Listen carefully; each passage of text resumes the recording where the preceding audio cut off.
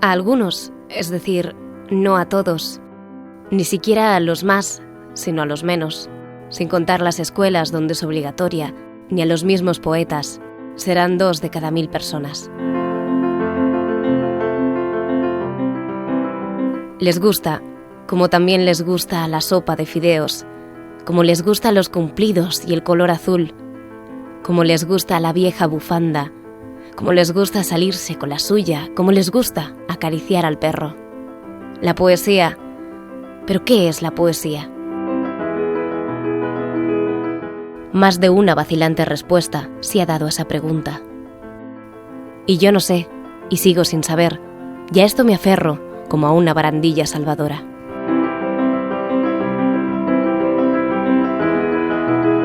Javier Campelo, editor en Editorial Páramo. ¿Cómo está el mundo de la literatura? ¿Cuál es el pulso de la literatura a día de hoy, en 2019?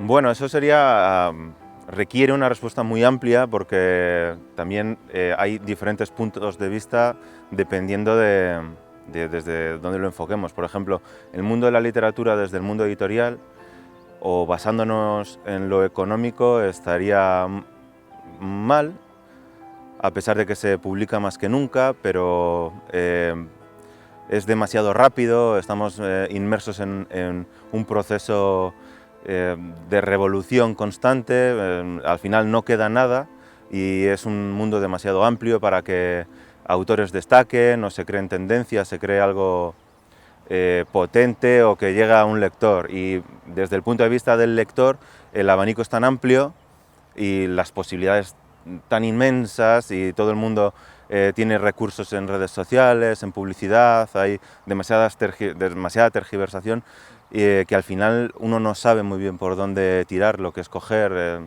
de qué valerse o nutrirse. Es muy complicado. Y la profesión de editor, y más en ciudades pequeñas, como pues en Valencia, en Valladolid, profesión de alto riesgo, es complicada, ¿cómo lo vive? Sí, más o menos está al borde del suicidio, es una especie de mundo circense, de hacer cábalas, de hacer apuestas que a veces salen bien, a veces normalmente no como lo esperabas, también de tener mucha suerte, de contactos, etc. Entonces, digamos que el mundo editorial como partícipe de este mundo literario fluctúa. Lo que puede estar bien un día, mal está al siguiente y no te puedes quedar quieto ni un momento o te terminas hundiendo. Luis Javier Pinar, poeta. Siempre parece que tiene algún tipo de connotación la palabra poeta. No sé cómo lo vives. Puede ser que tenga una connotación. A mí me hace mucha gracia cuando hablan de la diferencia entre escritores y poetas. Como que los poetas no escribieran, ¿no? Es una cosa extraña. Pero sí. Sobre todo lo de poeta hace gracia porque parece que, sobre todo la juventud, no entienden que todavía haya poetas vivos.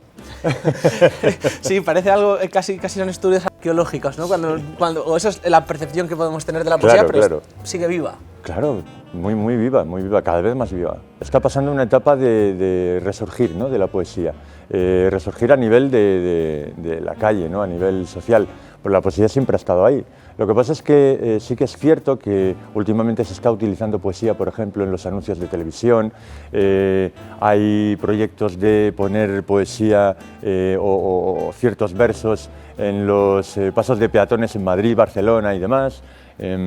Bueno, se está haciendo un acercamiento de la poesía a la gente y eso creo que es algo muy bueno.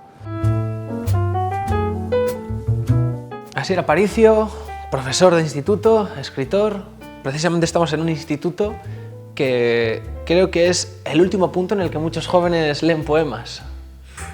Pues yo creo que en muchos casos el primero y por desgracia el último. Eso sería lo grave, sí. ¿Por qué crees que ocurre? Bueno, yo creo que hay muchas causas, ¿no? No se puede solo echar la culpa a los profesores de lengua y literatura, que habrá de todo, ¿no? Porque, oye, a veces es verdad que un producto no se ama porque no te lo presentan bien, ¿no? Puede pasar. Pero yo creo que también es un poco el ambiente que vivimos, ¿no? El ambiente social, y esto no es ser derrotista ni es solo constatar la realidad, pues es muy superficial, ¿no? Y yo creo que la poesía pues contiene un alto contenido de profundidad, ¿no? por lo menos debería ser así. La buena poesía habla de preguntas fundamentales, habla de cuestiones que uno vive muy dentro, ¿no? Y bueno, eso no está muy de moda. Morir. Eso no se le hace a un gato. Porque, ¿qué puede hacer un gato en un piso vacío? Trepar por las paredes, restregarse entre los muebles. Aparentemente nada ha cambiado. Y sin embargo, está cambiado. Parece que nada se ha movido. Y sin embargo, está descolocado. Y por la noche, la lámpara ya no se enciende.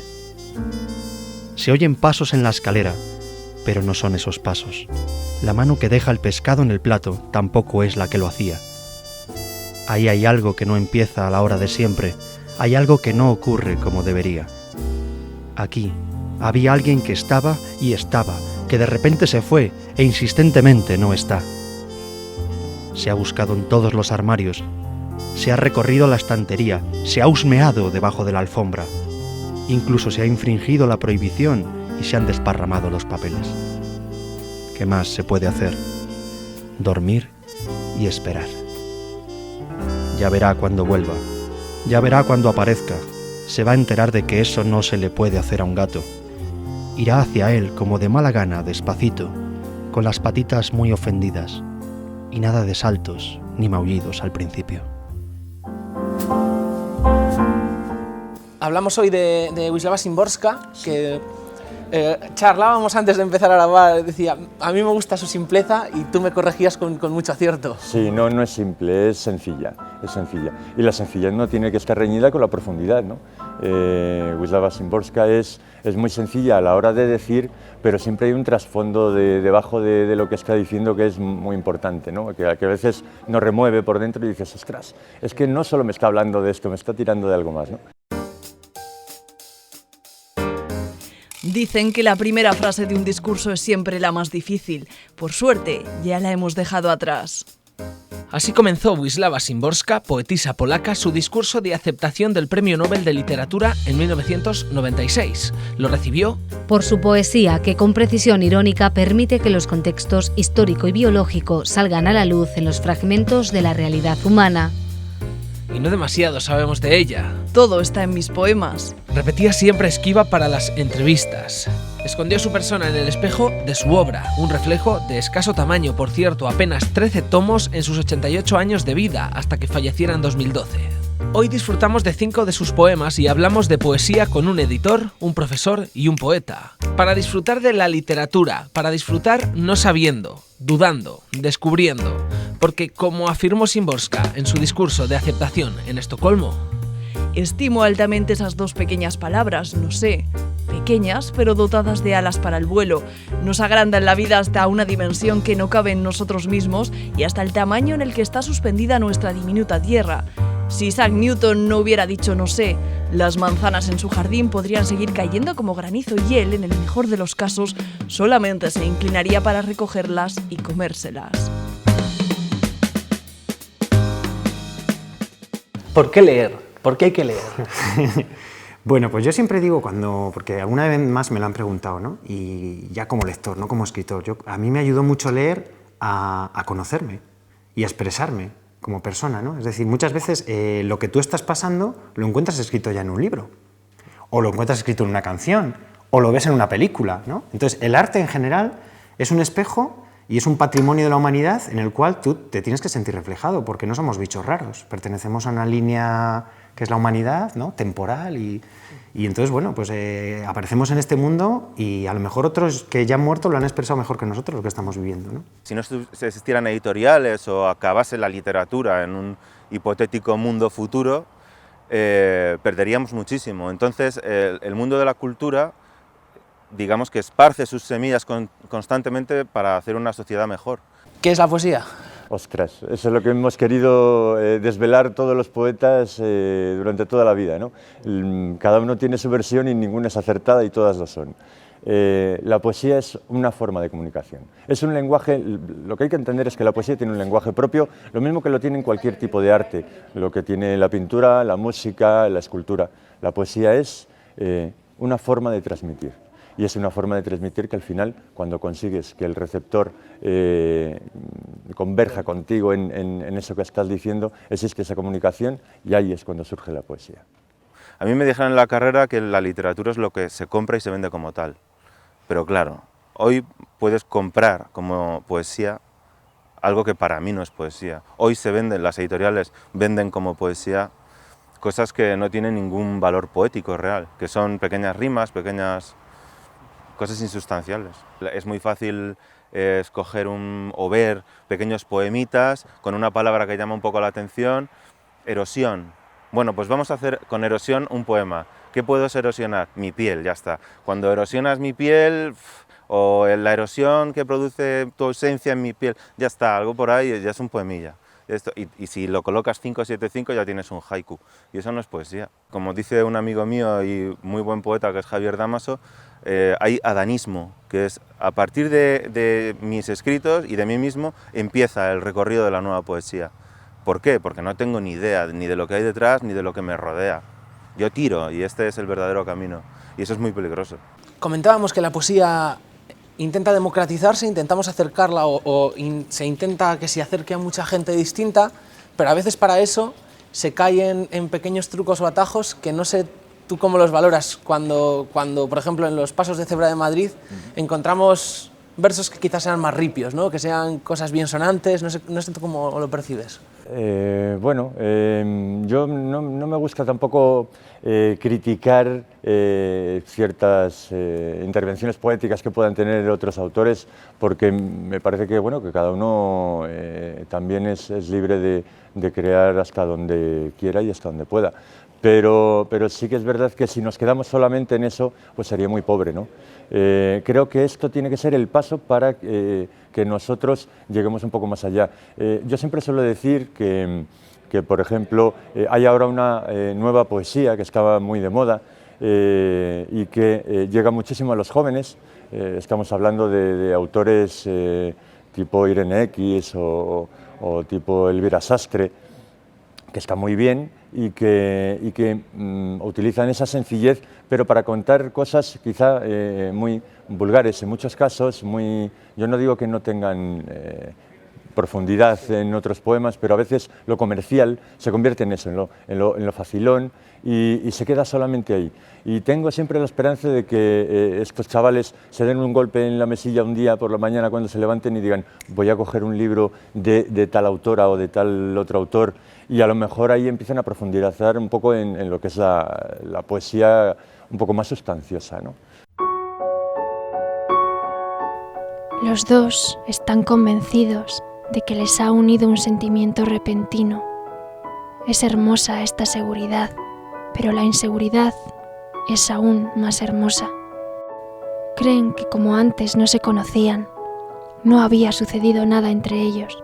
Pero qué decir de las calles, las escaleras, los pasillos en los que hace tiempo podrían haberse cruzado. Me gustaría preguntarles si no recuerdan algún encuentro frente a frente, alguna vez en una puerta giratoria, algún disculpe o el sonido de se ha equivocado en el teléfono. Pero conozco su respuesta, no lo recuerdan. Les sorprendería saber que desde hace mucho tiempo la casualidad juega con ellos, una casualidad no del todo preparada para convertirse en su destino, que los acercaba y alejaba, que se cruzaba en su camino y que conteniendo la risa se apartaba a un lado. Hubo signos, señales, pero ¿qué hacer si no eran comprensibles? ¿No habrá revoloteado una hoja de un hombro a otro hace 3 años o incluso el último martes? Hubo algo perdido y encontrado. ¿Quién sabe si alguna pelota en los matorrales de la infancia? Hubo picaportes y timbres en los que un tacto se sobrepuso a otro tacto. Maletas, una junto a otra, en una consigna. Quizás una cierta noche el mismo sueño, desaparecido inmediatamente después de despertar. Todo principio no es más que una continuación, y el libro de los acontecimientos se encuentra siempre abierto a la mitad. Para una persona que quiera publicar poesía, ¿cómo está el panorama? como hay muchísimas editoriales, pues quien quiera publicar puede, ya sea autoeditando o autofinanciando. O sea, llegar a publicar puede, pero yo aconsejaría que tampoco es un deber, que aquello del hay que plantar un árbol, publicar, no sé si es publicar un libro, a lo mejor es simplemente escribir un libro y tener un hijo, está muy sobrevalorado. Ya con cuidar a la naturaleza y plantar un árbol va que chuta, porque luego no hace falta que los vecinos lean tus libros, ni publicar ni que esté. Lo primero es leer. Luego, una vez que lees y compartes literatura en un taller o con gente, luego ya sí que uno se puede plantear el publicar. Respecto a otras artes, otras disciplinas artísticas en las que podamos encontrar poesía también, la música, imagino que es la primera que se nos viene a la cabeza a todos. ¿Cómo lo ves? Bueno, pues a mí siempre la poesía y la música me ha parecido una simbiosis perfecta, ¿no? Porque además yo creo que los primeros poemas que nacieron en la Grecia clásica eran para música, ¿no? Y para ser recitados con música. Entonces yo creo que sí, que es un buen acercamiento, ¿no? A ciertas edades, además, la adolescencia, la música tiene un significado especial en nuestra vida, ¿no? Y nos llega. Y bueno, yo creo que sí que es un buen acercamiento, pero también es verdad, ¿no? que la música, y con esto no quiero ofender a nadie, pero sí que vamos teniendo una cierta perspectiva, y hablando de letras, ¿no?